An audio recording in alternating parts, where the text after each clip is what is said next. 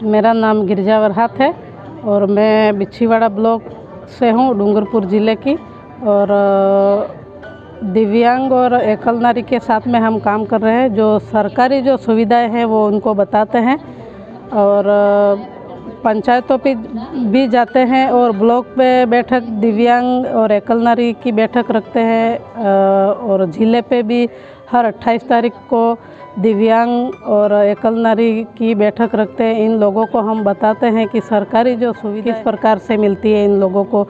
दिव्यांगों को जैसे सबसे पहले 40% ऊपर का डॉक्टर प्रमाण पत्र, फर्स्ट में डॉक्टर प्रमाण पत्र बनाना पड़ता है। इसके बाद में इन लोगों को हम बस पास बनवाते हैं और समाज कल्याण से मिलकर उनको रोज़गार के लिए लोन के लिए फार्म भरवाते हैं। इनको धंधे से जुड़वाते हैं, दुकान है, कोई साइकिल की दुकान है, इस तरह की हम करवाते हैं। और महिलाओं के भी पेंशन नहीं, किसी विधवा एकल नारी में 3 प्रकार की जो महिलाएं आ गई उनका पेंशन का अगर भरा है तो कितना मिल रहा है, नहीं भरा है तो कहाँ से भरना है, कैसे क्या करना है।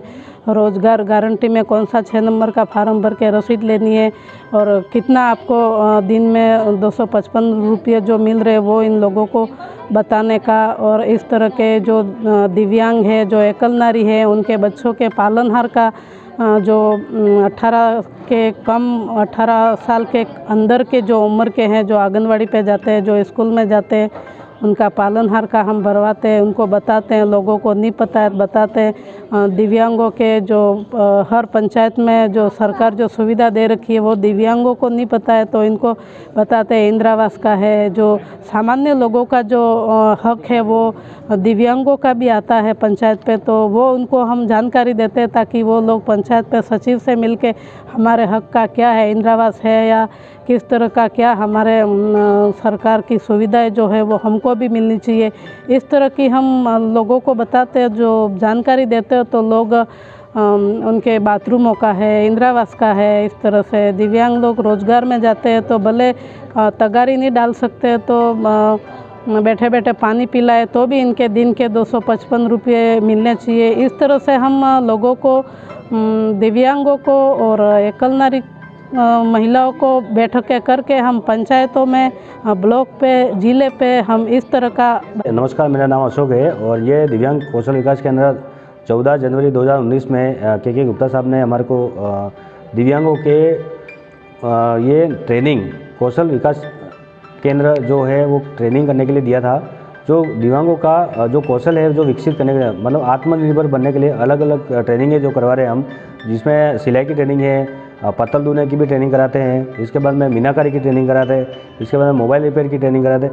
यहाँ पर वो अलग अलग और भी 10 से 15 जो ट्रेनिंगें हैं जो विकलांगता के क्षमता के अनुसार जो ट्रेनिंग करा रहे हैं, क्योंकि हर व्यक्ति एक ही ट्रेनिंग कर पाए ये संभव नहीं है। तो अलग अलग चीज़ों से आज 2019 से लगा कर आज 2024 है, तो बहुत से लोग जहाँ से ट्रेनिंग करके गए अपने रोज़गार स्वयं कर रहे हैं अपने घर पे, अपने आस पड़ोस में कहीं अगर बाज़ार है तो वहाँ पर भी दुकान ली है उन्होंने।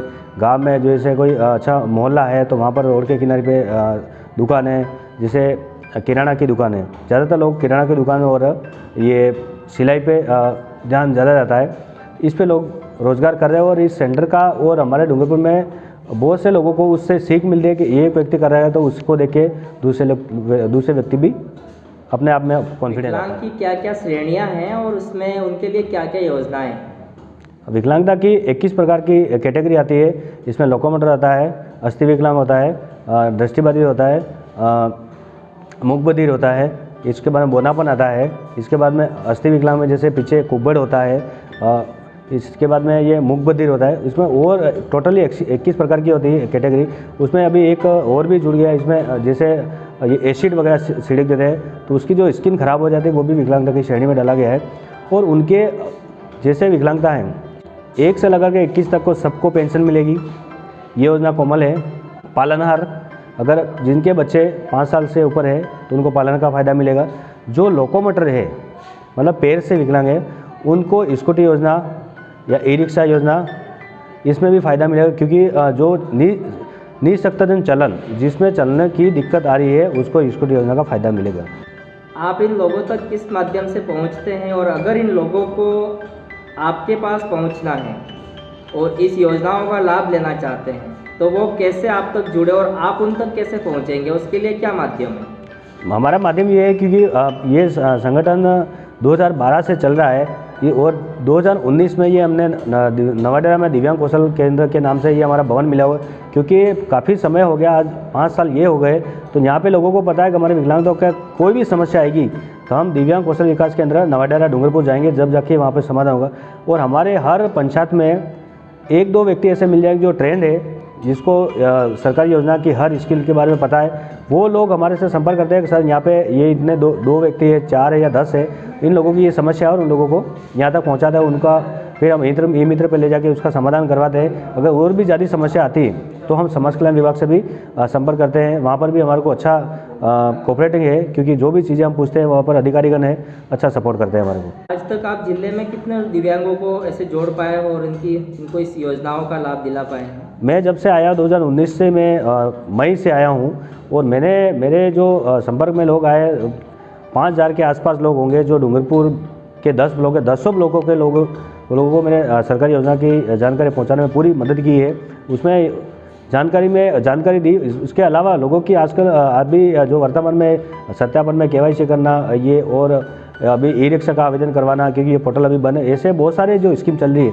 अभी ये आशासीता से पहले हमने 8 ई-रिक्शा भी दिलवाई है, और इससे पहले जो मेरे संगठन के माध्यम से 70 से 80 स्कूटी जो मेरे मार्फत से यहाँ मीटिंग में आए रेगुलर, उनके कागज़ कंप्लीट हुए और वो स्कूटी योजना का लाभ उनको मिला है। क्या लगता है अभी तक जिले में और भी दिव्यांग जो हैं वंचित रहे होंगे, ऐसा आपको लगता है? उनको आप क्या संदेश देना चाहेंगे? उनको मैं ये संदेश देना चाह रहा हूँ, क्योंकि आप भी घर से निकलिए, अगर पंचायत में आपकी मीटिंग होती है, ब्लॉक में मीटिंग होती है, कोई भी जानकारी, आप किसी भी मीटिंग में जाएंगे तो आपको कहीं न कहीं से नई जानकारी जरूर मिलेगी, क्योंकि लोगों की ये नेगेटिव सोच रहती है कि हमारे को वहाँ जाने के बाद में क्या फ़ायदा होगा।